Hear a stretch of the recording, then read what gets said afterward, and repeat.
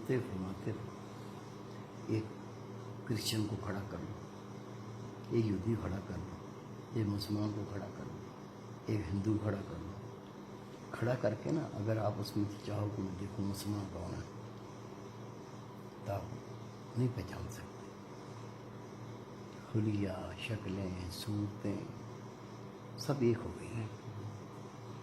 اور اللہ کے رسول نے سب سے زیادہ زور دیا ہے نا اس پہ دیا ہے تم دوسری قوم کے ساتھ نہیں ملنا ہے، تمہارا کوئی کام ان کے ساتھ نہ ہو، جب تمہیں کو دیکھے نا تو الگ پہچانے یہ مسلمان.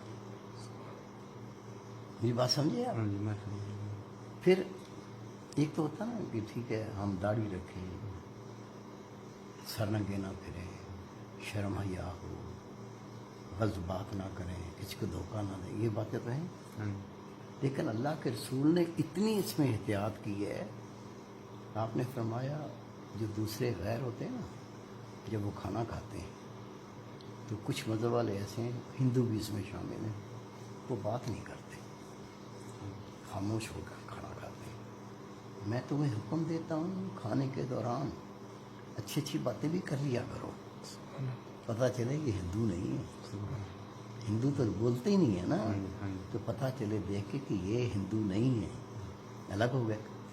پھر نبی بات فرماتے ہیں کئی لوگ عیسائی بھی یہودی بھی وہ جب کسی مردے کو دفن کرنے جاتے ہیں جب تک مردے کو دفن کر کے مٹی ڈال کے مکمل نہیں کر لیتے بیٹھتے نہیں ہیں. میں تمہیں حکم دیتا ہوں جب تم مردوں کو دفن کیا کرو نا کھڑے بھی ہو جایا کرو، بیٹھ بھی جایا کرو، پتہ چلے کہ یہ نہ یہودی ہے نہ عیسائی ہے، یہ مسلمان ہیں، اس کا کام ان سے مختلف ہے. تو اس قدر اور آگے اللہ کے نور ترکیب کی پگڑی یہودی بھی باندھتے تھے، عیسائی بھی باندھتے تھے، مسلمان بھی باندھتے تھے، نبی پاک کی سنت ہے. لیکن آپ نے فرمایا جب تم پگڑی باندھو نا، عیسائی اور یہودی پگڑی باندھتے ہیں لیکن ٹوپی کے بغیر پگڑی باندھتے ہیں. تم کیا کرو، تم ٹوپی رکھ کے پگڑی باندھو، پتہ چلے کہ یہ جو پگڑی باندھوائی ان سے الگ ہیں، ان سے جدا ہیں، یہ وہ قوم نہیں ہے. اس حد تک اللہ کے رسول نے کام دیے. ہمیں ہر کام میں دیکھنا ہے کہ فلاں بھی کر رہا ہے لیکن میرے نبی نے کیسے کیا ہے، تاکہ پتہ چلے کہ ہم اس قوم میں سے نہیں ہیں، ہماری قوم ہم سے الگ ہے. اس قدر تاکید کرتے تھے رسول.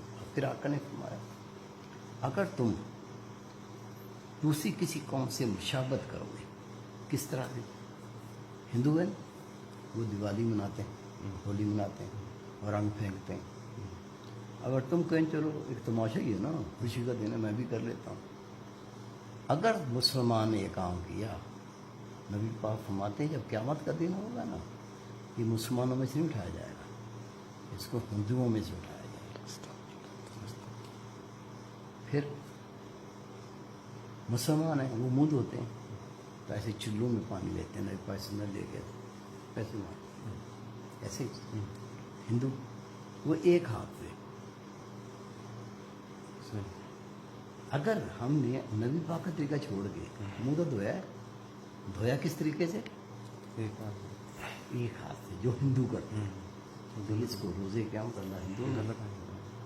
اس قدر اللہ کا دین حکم دیتا ہے کہ جو کام کرتے ہو دیکھو رسول پاک نے ہمیں کیسے تعلیم دی تاکہ ہم ان کے ساتھ نہ مل جائیں، اور جو جان کے ایسے کرتا ہے اس سے بڑا تو گیا وہ بھی کوئی نہیں.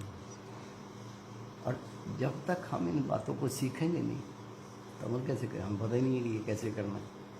اس لیے جو اہل اللہ کی صحبت ہوتی ہے، بزرگوں کے پاس ہم بیٹھتا ہے، بزرگوں سے بیعت کرتا ہے، ایک تو وہ تعلیم دیتے ہیں کون سا کام کیسے کرنا، پھر وہ خود کرتے بھی ہیں تو ان کو دیکھا بھی جا سکتا ہے. تو صحابہ کرام نے سارا دین ایسی سیکھا کہ نبی پاک نے کیا فرمایا، درسے نہیں ہوتے تھے، درسے ہوتے ہی نہیں تھے، بس رسول پاک نے کیسے کیا اور کیا فرمایا اس کو عمل کرتے تھے. اور ایسے بڑے عالم بن گئے کہ دنیا کو انہوں نے قرآن و حدیث کا ایسا سبق سکھایا ہے. کوئی محدث بن گیا، مفسر قرآن بن گیا، کوئی شارح حدیث بن گیا، صرف سن کے اور دیکھ کے